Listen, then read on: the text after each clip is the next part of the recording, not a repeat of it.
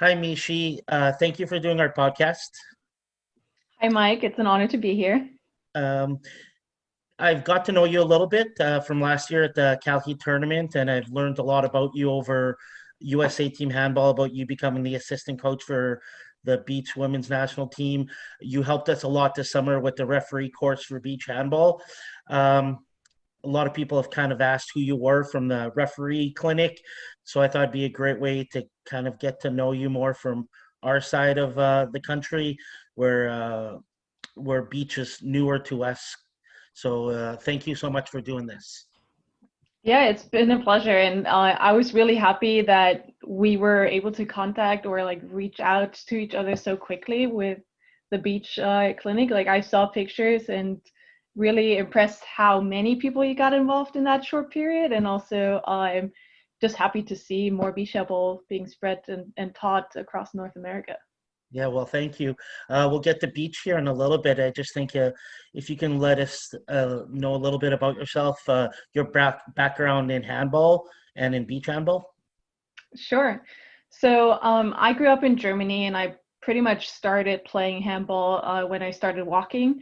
My family has a long history with handball in itself. So I grew up in the gym. Went I played for Füchse Berlin, which is now especially known on the men's side for their Mhm. team, but has always been known for great youth development. And I was really fortunate to grow up in the highest competition level at the time. Yeah. Now with Youth Bundesliga, there's many more levels, and like it's gotten even more professional in Mhm. Germany in the past years. But I really went through the entire youth school in Germany, and then 5 years ago, that's when I moved to the States and started playing with Calheat. So usually in indoor competitions, you find me as a center back or a left back for Calheat on the women's side, and then also got involved with beach handball here in the US more. But that's my background pretty much as a player. We talked about this last year at the Calheat tournament. I saw you wearing one of the Fuchs Berlin sweatpants, and Hmm. I got offered the job with the women's second Bundesliga, which I accepted. I coached them for about a month, and then my visa didn't work out.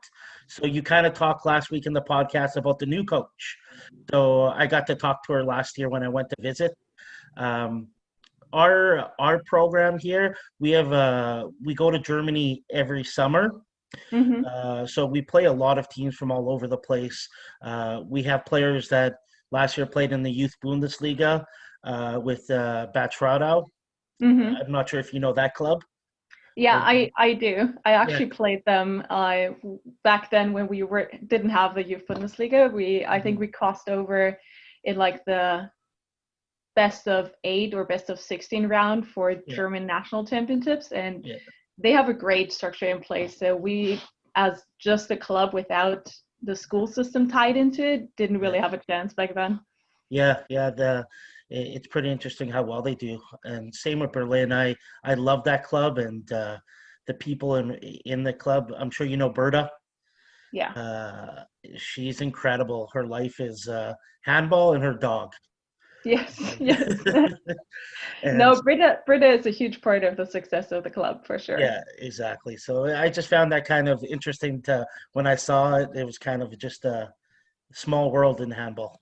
So um, moving forward, you moved to California. You got involved with Cal Heat. Um, what I listened to on the podcast last week, you're a part of the board of directors. Yes. And how does your board of directors work? What positions is there? So we have a board of 7 positions officially. For the longest time, we only had 6 filled, Yeah, but we have basically president, vice president, secretary, and treasurer, yeah, which are pretty much the positions all nonprofits need to have in California. And then we have 2 additional directors, and we basically decide the work or split the work up in areas of interest. So Martin Bilello, for example, obviously is spearheading our youth efforts, and I am, because of my involvement with Beach Handball, spearheading the beach handball development, as well as bringing up and being a voice for the women's development of our club on the board. Um, and you guys are now an official non-for-profit organization? Yeah, so we started that transition in 2011, and that's when we became officially registered. And ever since then, basically from the board, we started now branching out into committees. So you have the board up top who's spearheading certain topics, but really the large amount of work that goes into it is done by our volunteers and our mostly adult players with the club, and we organize them in committees. So any topic that is close to what we want to achieve, we basically form a committee where in average you have 3 to 5 people active, and they are pretty much free to decide what they need and then present it to us as the board, and we make decisions based on what they present. When it comes to money, we try to support them, obviously, but it's really up to them to drive what their program or what their engagement will look like. And do you get funding at all? So we are fortunate to get, or we apply for a grant every year from the USA Team Handball Federation, and we're lucky that we have been given that grant for the past years. Okay. But we do a lot over matching donations. So we ask our players to really check with their companies if they have a matching donation program. And a lot of the companies here in the Bay Area actually offer such a program. So we encourage our members to do donations through these programs to double, if not triple, sometimes if we're lucky, the result or the donated money that we essentially get. Okay. Um, you guys are known as San Francisco Calheat. There's no funding from San Francisco. I'm not sure how it is. Is there a San Francisco Sports Association? There are, but I think it's more an our fault that we haven't reached out much into these pools yet. So Okay. we didn't have anyone really applying or targeting these kind of grants that are out there. And we started now doing that. We have 1 or 2 people that are getting more involved into writing and applying for grants. Okay. But I would say it's pretty untapped at this point. Okay. And I think it's also because we were not in the space before where we said, this is our program, this is our vision, and this is what we can offer, and this is what we need the money for. And now we're getting to the space where we can be really decisive about that and really vocal. Yes, we want to send, and I think Alberta is a great example for what you can do with youth development. We want to get there, right? We want to have a development pipeline where we can offer local players the opportunity to play and compete in Europe for a given time, bring back the knowledge, and then grow the club in that way. Okay. So you guys have a good plan in place, or is that something you guys are working on? We're actively working on that, yes. Yeah. Yeah. I guess with COVID, it kind of puts everything a little bit on hold. It certainly does, yeah. Yeah. So now with your club, uh, do you guys have memberships? So does every athlete or coach or referee have to be a member of San Francisco Calheat? Yes, so the way it works, you can try or participate in any club activities for the Yeah. first month completely free. So you Okay. really get the chance of trying out, is the sport something for me? And then after that, we have different membership models. So you can go half a year or a full year. And that basically is completely up to you how much you want to get involved that year. And then with that membership, we basically take care of paying the USA Team Handball membership, which is one of the requirements to compete in US tournaments. So we take care of that for our players. So they have very little organizational things to do. So the whole registration, they just need to register once with us, and we register wherever they need to be registered for tournaments, covering the tournament fees. So basically a player just comes to us, pays for the membership, and then we take care for everything that concerns him being able to play or her being able to play handball in this country. Okay, so then that US membership fee, that's part of the San Francisco membership fee that you Yeah, take care of the athletes and you pay that. yes. Okay. And how does your structure work? Now you have youth programs, senior programs.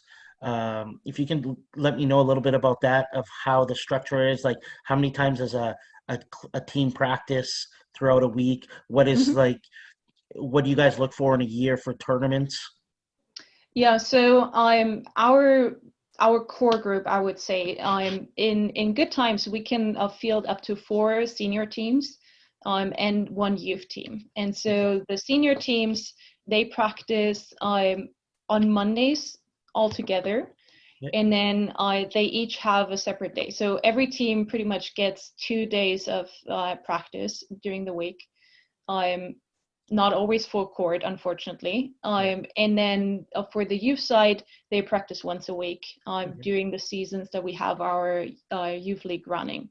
Okay. And so usually the first adult teams, they travel, and it's different for the men's and the women's. The men's have more opportunities to play. So the Calheat men's team will participate in 4 to 5 tournaments throughout the US and Canada, um, throughout the season. The season goes from September until May. And then for the women's, it's usually 4 tournaments if we are lucky, because there are less female tournaments out there. Um, but the players have to pay their way through these tournaments. So it's really sometimes up to the player if they can afford it. In the recent year, we have put some structures in place to help players that cannot pay their way through what we call team funds. Hmm. And so the men's, usually they get together, and also the women's, they get together, collect money into that teams fund, and that is used to help players that could not afford to travel, to actually travel to tournaments and get experience, Okay. if it's required for a team. Okay. So then does the San Francisco team handball, your club, your organizations, like the board of directors, do they make the plan up for the year for the teams, or is that up to the coach? We leave it pretty much up to the coaches. Okay. We obviously always look for more tournaments to add and what makes sense. And on the men's side, we are now at the point where we have a solid second team as well. So really, when we do the budget, we always estimate, okay, can we field 1 team, 2 teams, and then to how many tournaments do we want to send them? But it's usually a very open discussion with the coaches and also with the players. Okay. And so far, we haven't been in a situation where our players approached us, hey, we really want to go to this tournament, and we would not have been able to support that. So far, we've always been able to say, yeah, like, we support you in any way. Let us know what are the costs involved. What do you need from us to enable you to go there? And one of the newer things we are looking into is participating in the Master Series, Oh, right? So players above 40 or 50, I think, which we have in our area quite a few by now.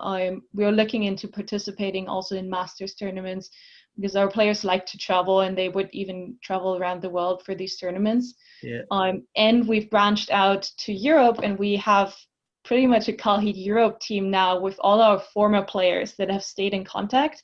And so during the summer, we get together for fun tournaments, or the former players of Calheat get together in the fun tournament and play in Europe.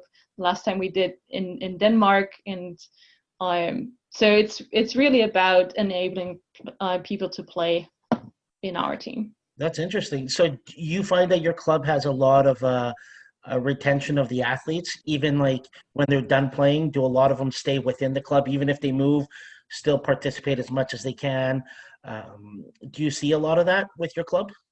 Um, we've gotten better with it. So we Yeah. have definitely the big gap. Calheat was very successful in the 80s and 90s, Yeah. and we have not been able to retain these athletes with the club, and Yeah. we're trying to see if we can get them back on board. But really, what the core group, that since we became an NPO, that has stayed pretty solid unless they moved away or they moved to Europe.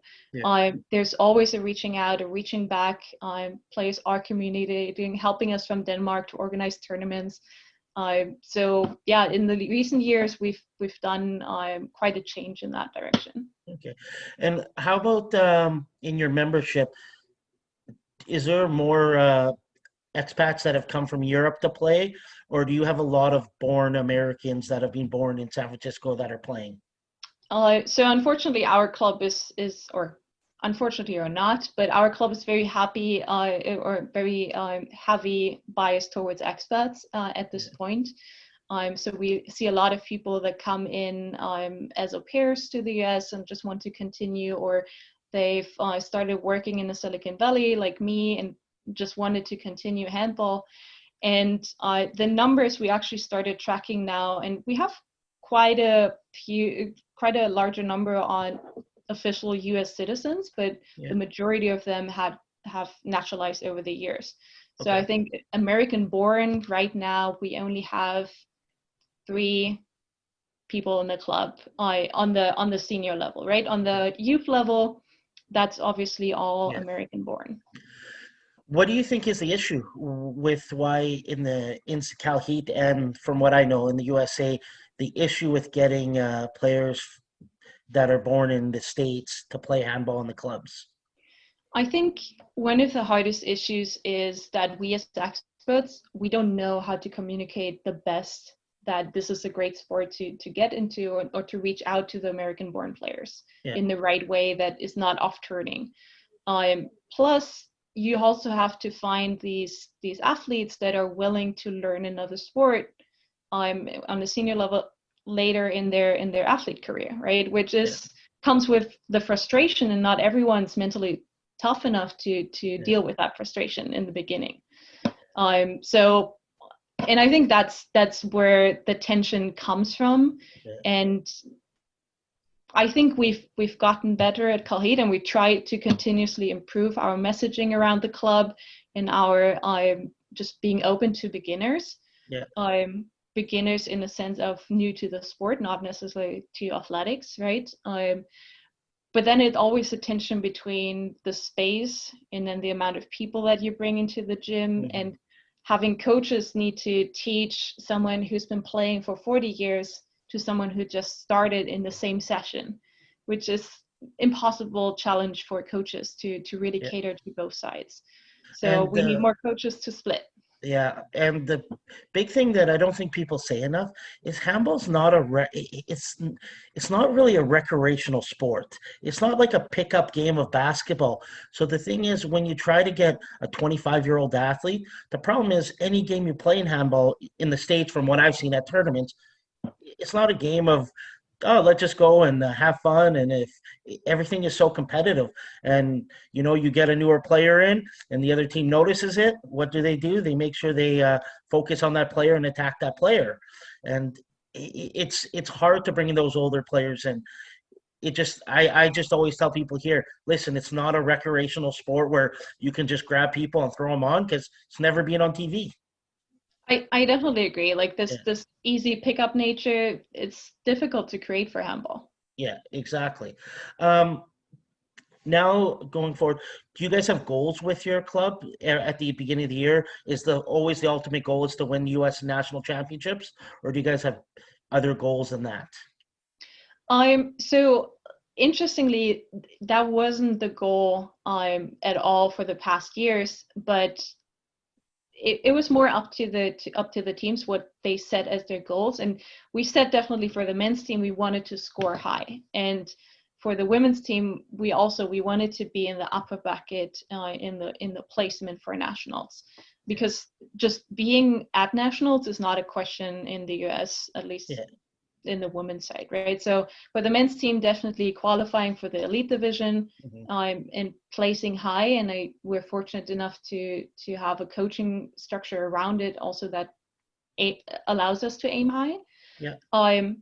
But now we're sort of at the crossroads. Like, do we have enough people to pursue both the high athletic as well as spreading the sport in the Bay Area, or do we not have enough and we have to actually choose between the two goals, right? Is it our goal to be the first at nationals, or is it our goal to grow the sport in the Bay Area, maybe foster 1 or 2 new clubs that help us create a league here? And it's a long-term vision. No, it's good, but like you say, when you get a little older and you're still playing, everyone's a little selfish. It's more about them than growing the game, and that's the difficulty of deciding. The last question about club before we get more on you is that I've always asked this to clubs in the USA. You have San Francisco, Calheat, New York City.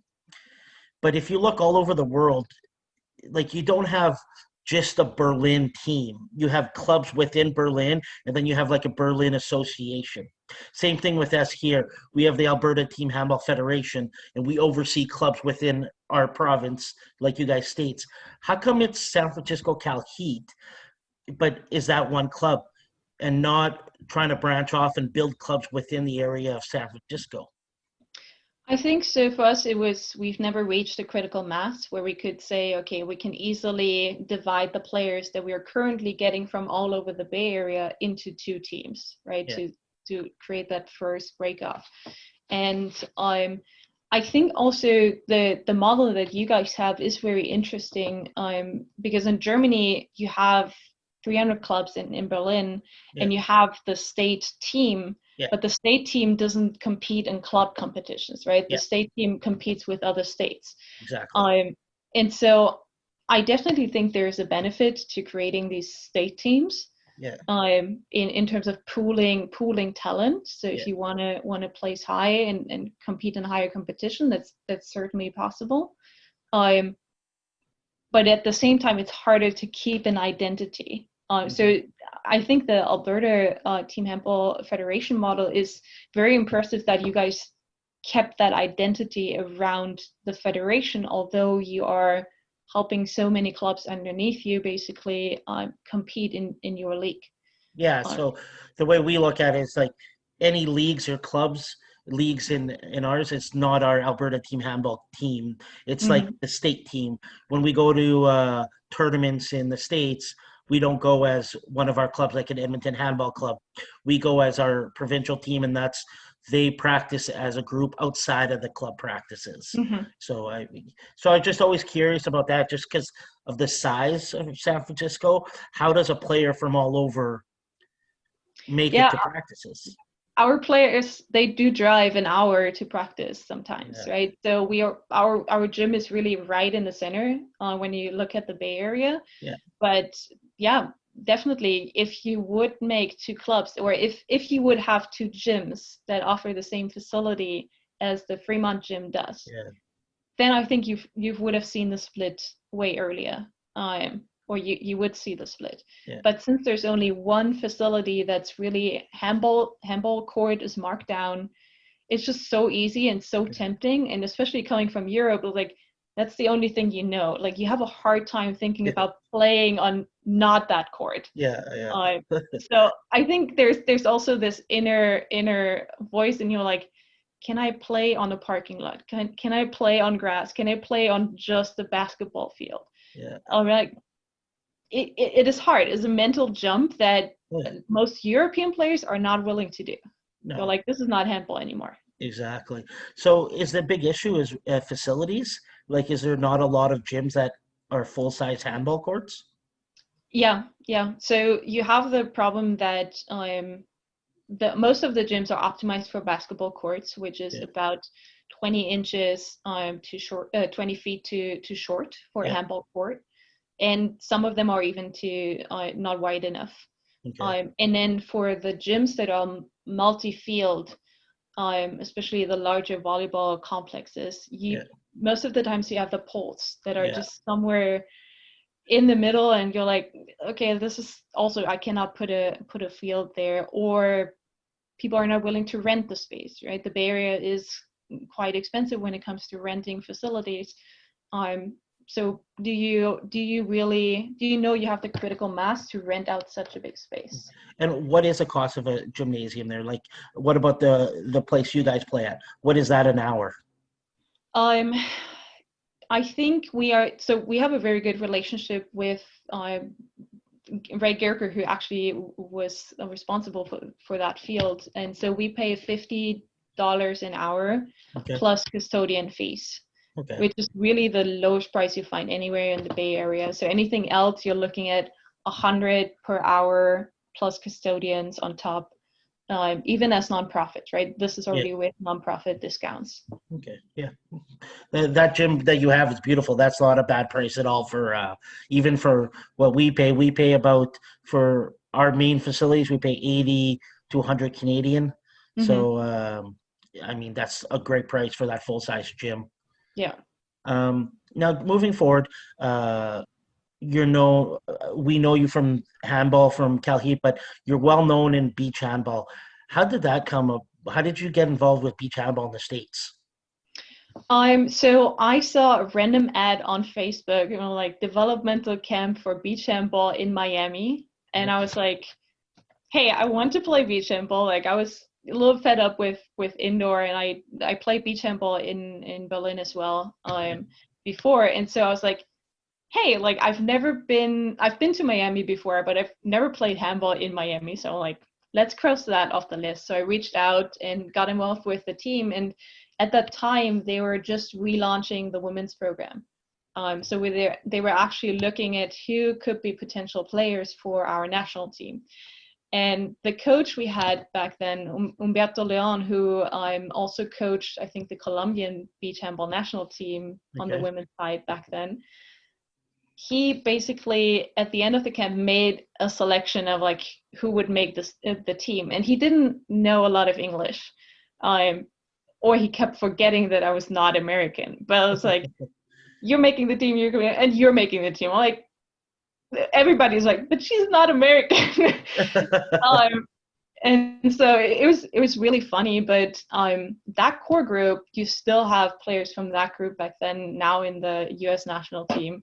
And so that was my start with the beach handball journey. And then I just kept going to practices in Los Angeles. And since it will take me a long time to become a U.S. citizen myself, I thought about other ways that I could help the team. So I skilled up on the rule set, and I became more involved in the practices, because what a lot of the US players lack is this handball knowledge of like, Yeah. what are the quirks, what are people looking for, what are the tricks that you can do. And that's also how my nickname Sneaky German in that team came about, because I just did what was very natural to me, but they've never seen before. And Yeah. so like, oh, you did something sneaky again. Um, and that was how I got started. And that led to me then getting the opportunity in 2018 to travel with the team to the World Championships as the assistant national team coach. And then last year, I actually focused a little bit more on refereeing. So I became the first female referee for the US in beach handball and for the Northern American Handball Confederation. And then recently, in March, I got appointed assistant national team coach now under the new head coach of Lisa Dunn with the team. And did you have to take, like, did you become a certified beach coach? Is there a certification in the United States for that? There's no certification in the US, and also overall in the world, there's very limited programs. So I Yeah. participated in the International Beach Handball Invitational, or like sort of a certification in Brazil, Yeah. and Germany also. They started a new certification program, and I joined that program as well at the same time. So Okay. I went through both programs. To really upskill my knowledge, like learn, okay, what are the key fundamentals that you have to teach and have to learn yourself as a coach, because the sport in itself is quite different from Yeah. indoor. Um, Yeah. you said it perfectly, the key fundamentals. And like looking at it, we started a league this year, but it was more when I looked at it because of COVID. When we were allowed to start doing handball, before we were allowed back in the gyms, we were allowed to do sports activities outside. So then I looked at beach. So we ran a league where they played, but there was no practices. But from the outside, as a technical director of the federation, I looked and I'm like, how do you run practices for the? What are the key fundamentals of what to teach in practice? Because you look, it's the most important things, the alley oops, the 360 shots. What do you, as a coach, what do you really look at teaching in the basics of the sport? So those are definitely the key fundamentals as well, especially on the technical side. Yeah, So can you do a spin shot? Do you have the timing for an in-flight pass? But also, how do you move on the sand? And yeah, what is the right amount of moving, because especially players coming from indoor, they have the hardest time figuring out what the rhythm on the beach is. Yeah. So I sometimes even prefer players that have not played indoor before, because they don't come with the bad habits of indoor. Yeah. There's a lot of movements that you have to strip down. But yeah, the spin shot, for anyone trying to play in the attack, that if you want to play at a high level, that's a must that you have to master. And it can be just one style. And when you go towards the national team, you're talking about, okay, now having a vertical spin, having a horizontal spin, being able to still score with a block. So, and that brings me to the third technique. For defenders, you need to know how to block. Since there's no physical contact, a lot of defense relies on you forcing someone to shoot where you want them to shoot, plus setting up traps in terms of a block trap where you jump in parallel to them to prevent them from actually scoring at the goal. So these are, it can be really that simple, right? It's these three techniques. If you have them down, you know how to play the game. There's not a lot of plays. There's not a lot of change in players' position necessarily. Yeah. So these are the technical fundamentals, and then, but you need to know a lot on the tactical side, because in beach you can change and substitute players differently. So there's a lot of strategy that just comes from the substitution plays. You're playing with two goalkeepers that basically substitute out for each other. So these are so after the physical work on these techniques, we spend actually quite a significant time just learning the rules and learning how to sub, how to take advantage of certain technical patterns that you see on the beach, and then make the most out of this. It's funny you say that, because when we started the first games, all those tactical stuff wasn't. It was just a basic substitution.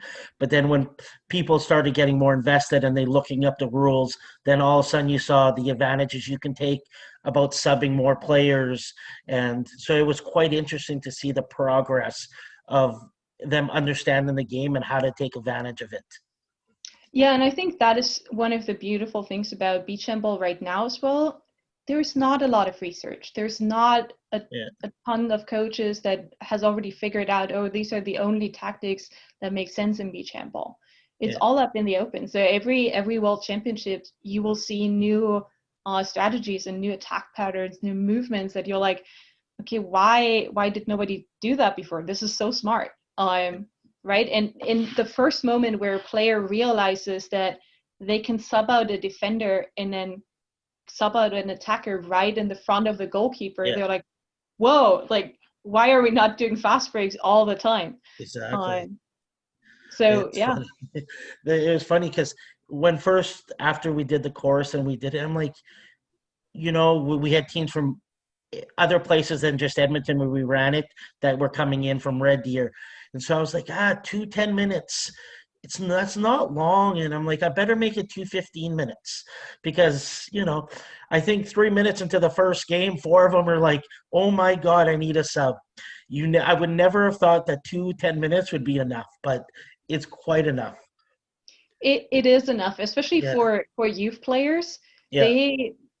So if you go younger than, I would say, 14 years old, I would even recommend cutting it down to 7 minutes and a half, just because you lose a lot to fatigue, and especially the 360 motions and the constant jumping for in-flight goals, like that takes more out of your body. And so you quickly underestimate the 2 times 10. One of our leagues, it was girls from 12 to 16 years old. Mm-hmm. I mean, they loved it, but I don't know how much you've coached with youth, but how do you take them from because they're all handball players and they just go on sand and play handball on sand, and they just create the 4-on-3 and create the overload and get 1 point. Yes. Is there any suggestions on how to get them to do the 360s, the alley-oops? Is that all just in the practices? A large portion comes through practices, but it also, I think you can do a lot with loosening up the rules. So let's say you just say half a turn is already worth 2 points, right? You don't Oh, have to okay. be as strict on the 360 or any kind of trick shot. So one motion that is really unique to beach is this 2 feet jump, the frog Yeah. jump, right? Yeah. Especially in the lower levels, give them 2 points when they do this frog jump motion and shoot out of that frog jump motion, because then they learn jumping in that way and it becomes easier to actually go towards a turn. Yeah. So adjusting the rules is one, but yeah, then every time, like 360 has to be part of every practice, and everyone should be encouraged to do the 360. So put your passing rows, right? A lot of coaches use passing rows in the beginning to warm up shoulders. Yeah. Incorporate 360 motions, incorporate in-flight shots, right? Yeah. And make it a natural thing. The same with the shootouts, right? In beach handball, you have this third period that if the first half one team wins and the second half the second team wins, you go into what's called a shootout, which is basically a one attacker against the goalkeeper with a long pass. Yeah. That is something you have to practice and make natural if you really want to go towards a team playing beach handball. That has to be part of every practice. Every practice should end ideally with a shootout situation. Okay. Now going forward, now you're the coach of the national team. What is your guys' training with the national team? Do you guys go to a lot of competitions, or is there competitions in the USA? So we have the US Beach Handball Tour, which the majority of the tournaments happen in California. Okay. Due to COVID, basically this year, the entire beach season, we were not able to do anything. And so we focus a lot on video analysis, mental preparation as a national team. How do I stay calm under pressure? Yeah. But we're really looking forward to get out on the beaches again. And what we usually do is we have training camps every 2 months, 3 months. And then from these training camps, we use that to prepare for competition. We encourage all our players to play on the US Beach Handball Tour, as well as even seek outside competition. Last year, in preparation to the Northern American Caribbean Handball Championships, we went to Germany, for example, for tournaments, Okay. and we were fortunate to have a practice camp with Greece and France in Greece. And so we have to go outside of the US to actually compete on a higher level. Okay. Because it's not well known yet, but we're working also on fostering local competition so that we can or don't have to travel as far for competition. And when you say the tour, is that club teams? Is that just tournaments every weekend? No, Or so it's anyone can basically host a beach handball tournament, and we will feature that beach handball tournament on the tour. okay. So it's very loose at this point, but it encourages clubs to host co-ed competitions or female and male competitions due to the non-contact nature that's possible, right? Yeah. And then we usually have the SoCal Beach Handball Championships in Los Angeles as like the finale of the tour, and that's where also international teams come. So we had the girls from American Samoa who participated in the Youth Olympics with beach handball. They came out to the SoCal tournament and actually participated there. So the biggest tournament, I would say, we have 4 to 5 women teams, and then I think the best turnout we had on the men's side was like 8 teams on the men's side. Interesting. That's not bad. What about if you have U.S. national teams? How come there's no U.S. national championships for beach? I think we just never worded the SoCal Beach Handball Oh, Championship that that it way. is? Because Okay. they ran outside of the USA Team Handball Federation for the longest Okay. time. And I think we're still in that kind of hybrid mode where we are part of USA Team Handball, but we're also a little bit our bubble in itself. And so we might at some point just decide to name it also the National Team Championships, but everyone more or less thinks of it as the championships. Okay. And is USA Beach Handball, is it part of USA Team Handball Federation, or is it a whole separate organization? No, it is a part. It's Okay. pretty much a sub-discipline at this point.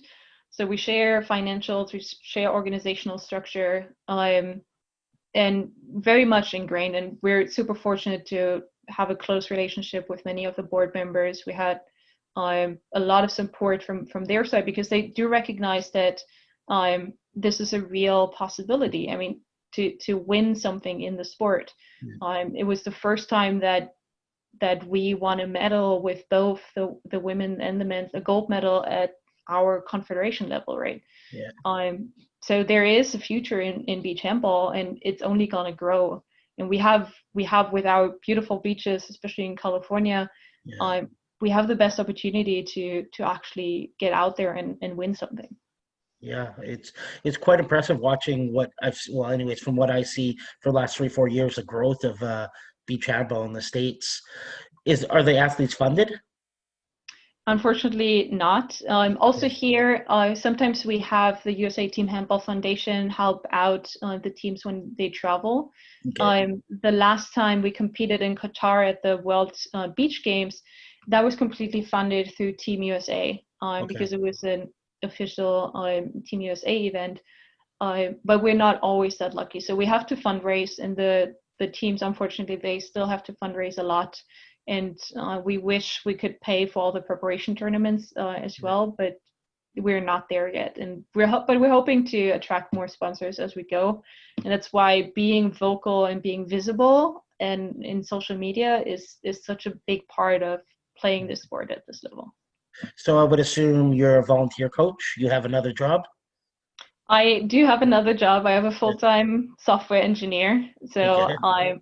anyone looking for a lot of freedom in their schedule, I recommend software engineering. You must Uh, have a nice boss. I am very fortunate that my manager is very flexible, but I think so is the nature of this job Okay. and tech itself. You have a lot of options to pursue your hobbies outside. And so what do you see with your team as an assistant coach? What is there a belief that you guys can make it into the world championships and maybe top 5, top 3? Is there a good possibility that could happen? So I think we still need more work. So it Yeah, doesn't necessarily happen overnight for the of next World course. Championships. But we have a great foundation when it comes to athletic potential in the US, right? A lot of Yeah, our players, they've played sports their whole life, so they know how to train and how yeah, to prepare for competition. And what we're really trying to add is that notion of you now learn the beach handball specific movements plus the strategy around it.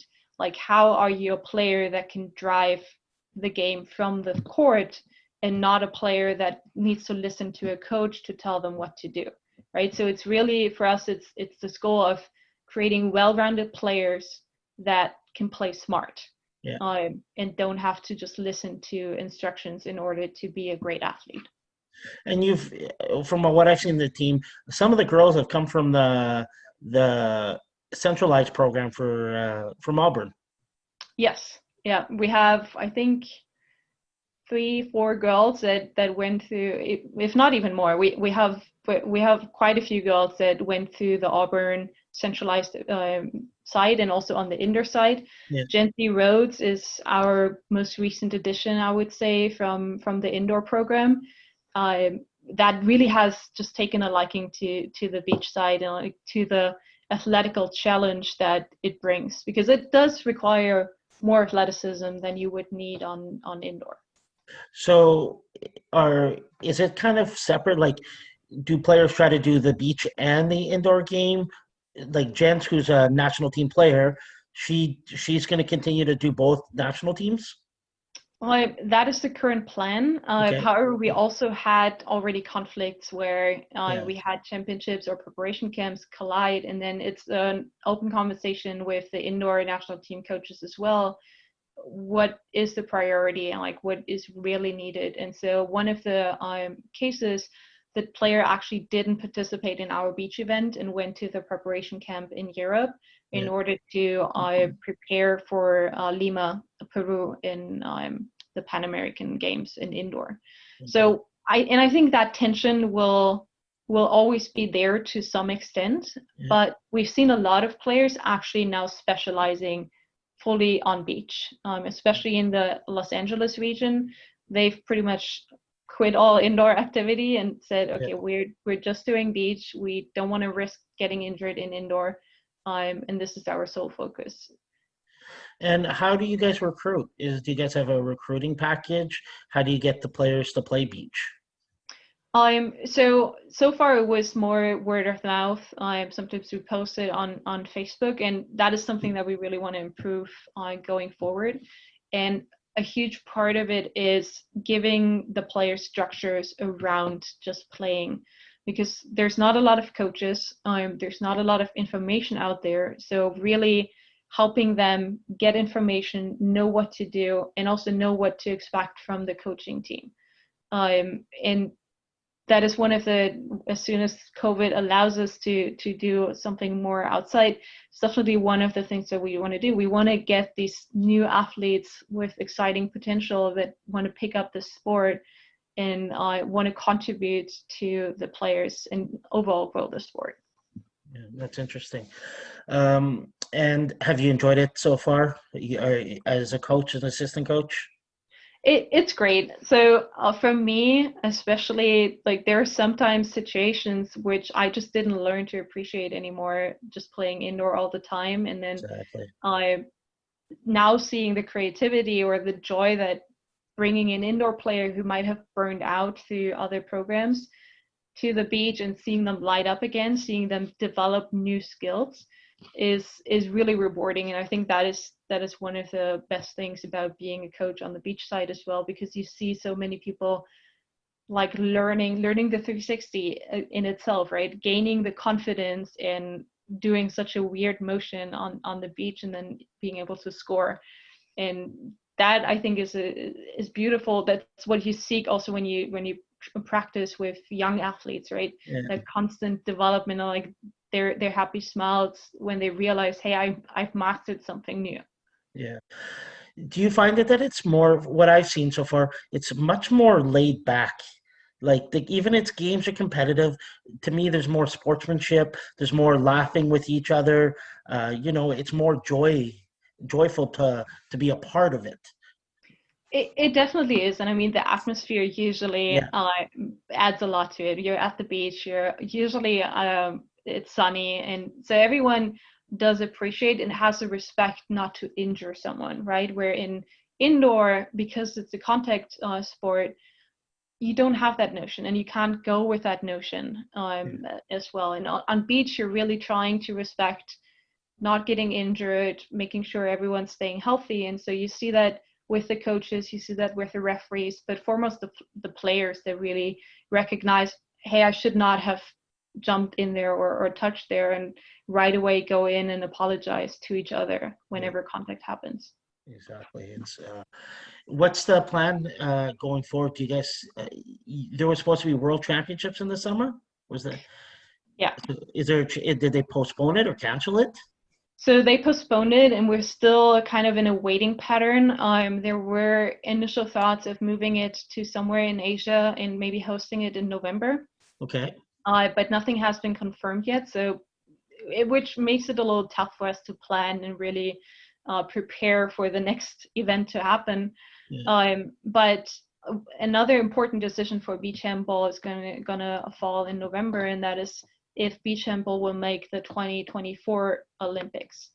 Um, that I think the entire beach handball community has been really working towards giving the sport more visibility, having it being played on all continents, Yeah. to really qualify it as an Olympic sport. And with France also being one of the nations that really now put out content, they have a great YouTube channel. So anyone with French knowledge, I recommend their YouTube channel around beach handball.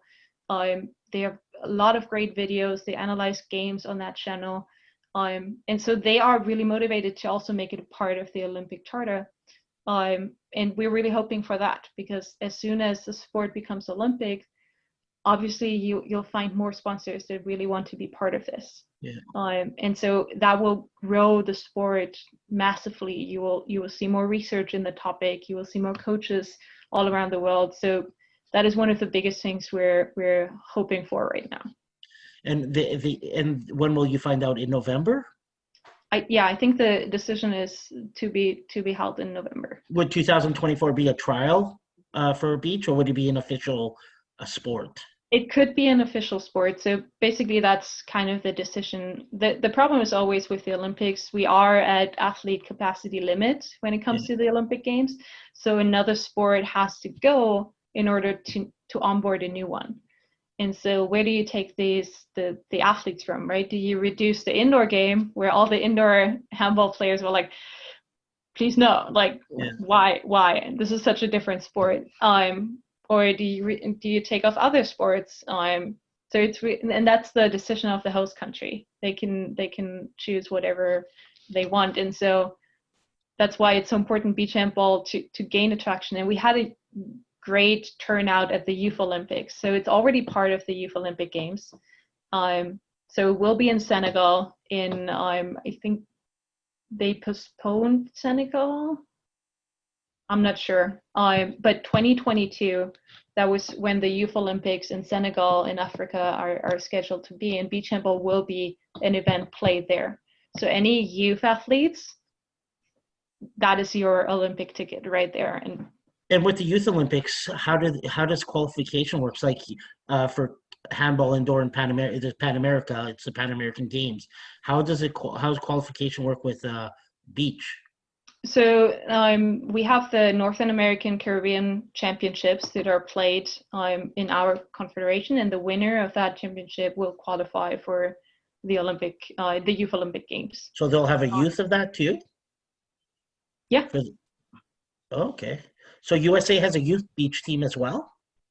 We had some efforts, but nothing is really concentrated yet. Okay. But we're looking definitely into how can we also grow the sport on the youth level, because that is the future. If you don't think about the pipeline right away, we will always have the hard time of getting new people and training new people for the national team, which will take us much longer, as if we have players that actually picked it up at a young age. Yeah.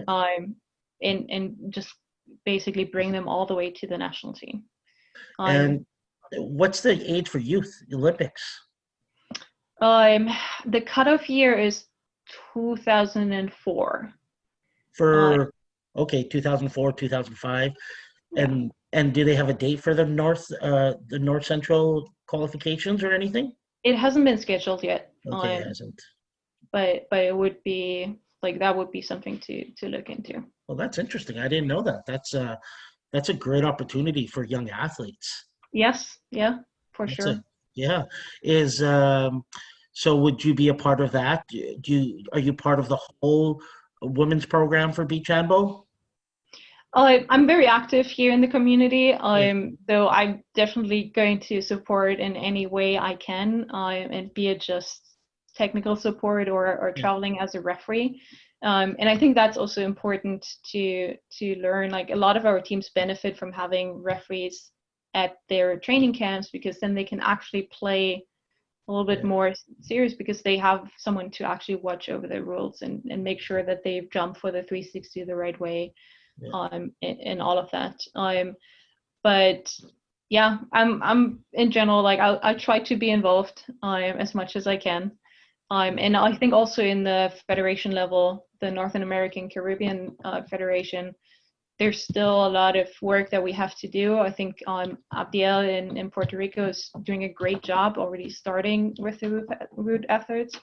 But we have to also make a little bit sure that communication works. Okay. So you now have played indoor and beach. Do you prefer one than the other? I'm not really, or it's hard to compare, because they are really different sports when you play them at the high level. And so what I found is that I get my creative outlet in beach handball. So whenever I feel like I want to play a little bit more crazy, that's when I usually seek to play beach handball more.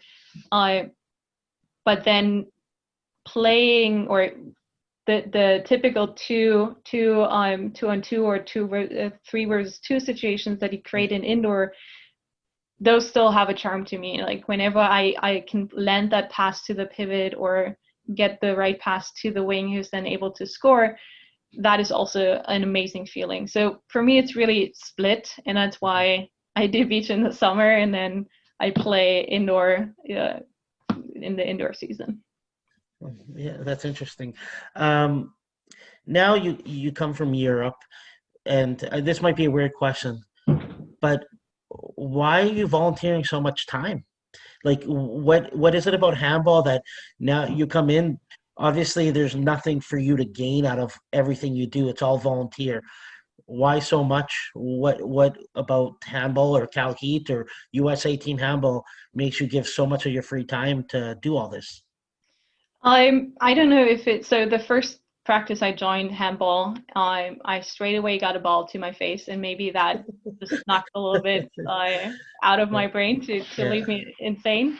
But I just see what handball has brought, what an addition handball has made to my life. I was able to travel the world, compete. I have a lot of my long lifetime friends are coming from handball, and handball has helped me to go get over some really critical stages in my life where I'm like, I want other kids to experience that. I want other people to benefit from such a community in the same way. And that is sort of the motivation, but then there always has to be something pulling. And for me, I think it's this fascination around the Olympics. So I want to be part of the Olympics in some way, shape, or form, be it as an organizer, be it as a coach, a referee. But that is really my goal. And handball is one of the ways, especially in the US, that I am able to contribute to that motion as well. Like training athletes or giving more people the opportunities to witness such a large scale event like the Olympics. and so your plan is to be in San Francisco for quite a while. Yeah, so it's right. We have with 2028 in Yeah, Los Angeles, we have the Olympic Games. So anyone involved in the US, if they really are committed, I think it's very easy to be involved in these games, and that's what I'm hoping for. But again, like life sometimes yeah, takes you anywhere. But yeah, so right now everything is like trying to grow the sport here so that when we have the Olympics in 2028, you actually have people that know handball and that go to the handball events as American natives and be like, yes, this is the sport that I'm playing and I'm gonna play after the Olympics as well. How come you're not a part of USA Handball? It seems like you have a great mind for handball, great philosophy of how to grow the game, obviously a love for the game. Why aren't you on the board or anything with USA Handball? I think it's sometimes just my time. Like I'm Okay, already splitting my time as director for Calheat okay, and playing, and then beach handball. So sometimes it's a time question. yeah, But I also think that we shouldn't centralize functions too much. Like yes, you have in me a person that's very dedicated and that can drive and contribute to a lot of topics, yeah, but you also need the other people. And so I'm really, what I'm doing at Calheat right now is training other people to be as involved as I am, or maybe okay, not as much, but get to the level where they're like, yeah, I want to step up. I want to help the larger community. And so if I would have an official position at USA Team Handball, which I don't necessarily would deny, I would have to give up my work at Calheat. okay, And the okay, years before, I wasn't necessarily convinced that me leaving would be fine for Calheat. And okay. now I'm at the space where we're like, we are on the right track. Like we've set enough ground rules, and there are enough people that carry on the torch that I could also say, okay, let me get more involved on that side. Yeah. And for me, like I mean, we play Cal Heat on the men's side and the women's side, and you see a club in that. You see when you guys go to a tournament, something that I preach to all the clubs is when you walk in and you walk in with this team clothing, the little things that matter the most that make people feel belong to a club. And I think you guys do that better than anyone I know in the States, and it's a great thing to see. Yeah, and I think likewise to Alberta, like you identify whenever Alberta is at a tournament, you can identify you guys as a club. Like you also the gear, the mentality, like and it's always great to play against teams like that because you know that they also fight for their club. So they have something that unifies them Yeah, to really uphold a certain standard that they wish to uphold. And that's what makes it beautiful. And like I think Alberta Calheat is a great rivalry. oh yeah, And like I always look forward to the games, and then but I also more so because I'm curious how much your players have developed because you usually take also younger athletes. yeah, And it's just beautiful to see how much they grow over the years yeah. in Well, competition. the thing is, like more the tough thing we have is like when we go to Calheat, the 90% of our players are 16 to 19 years old, and we have a couple. We have trouble keeping athletes when they become like 23, 24, because Mm-hmm. our provincial programs, like they'll play club, but our provincial programs are demanding and they cost money that I have a job, I have this, I'm getting married. So our programs are very, very young, and we have that tough time with that retention of older athletes in our provincial program. Yeah, yeah. Um, I think you answered everything that I'd like to know. Um, Last thing would be, what is going on with Cal Heat right now? Are you guys allowed to practice, or is everything still shut down?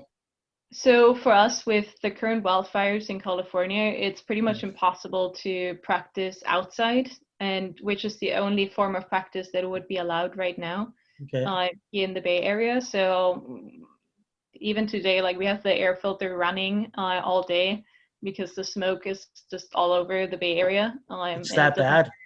it's that bad. And like Oh my God. it doesn't matter where you live in the Bay Area. I think everyone's under the smoke blanket more or less.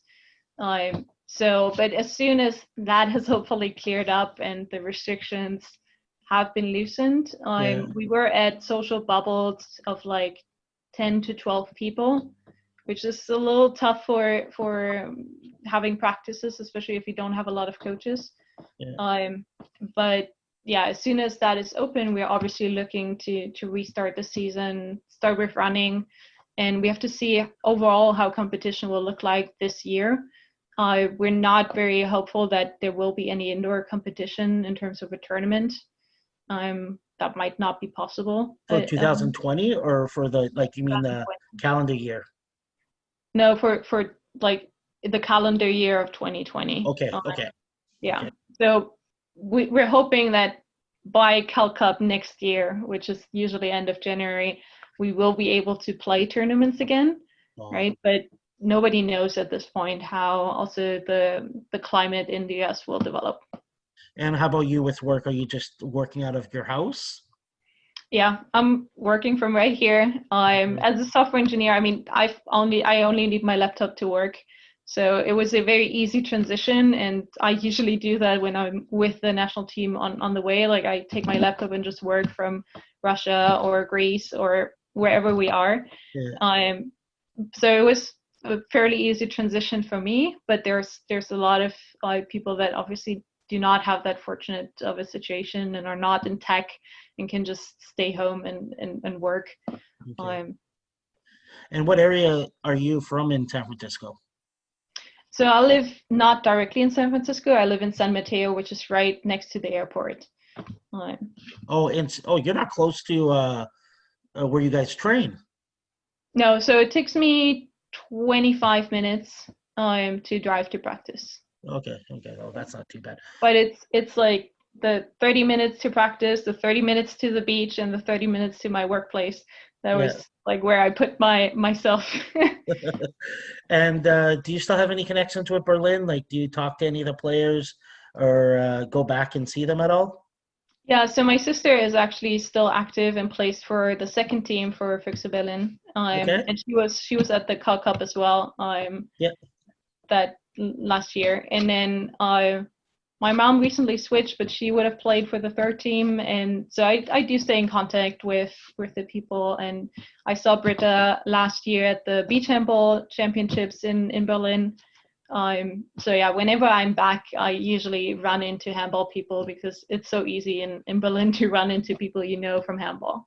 Yeah, yeah, and like it's a beautiful city. I when I got to be there, I loved it, and we took our youth teams there 2 years ago, and it was a great experience. Do you miss it Mm-hmm. there?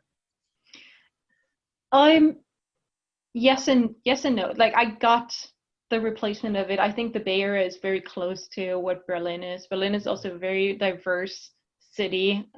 We have a saying, if you're sick of the city, you move to another part of it. And so the same can be said about the Bay Area, where you have this diverse cultural landscape.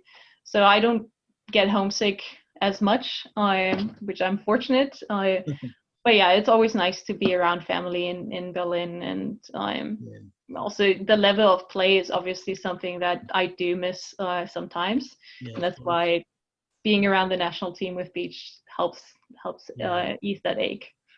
Well, I can tell you this: when things clear up, we would love to have you come here to run like a coaching or refing course, plus maybe run some practices because I think it's I wasn't a big fan of beach, Hmm. but when I organized the leagues and when I got to be a part of it and watch it and watch the athletes, I think it can become something special.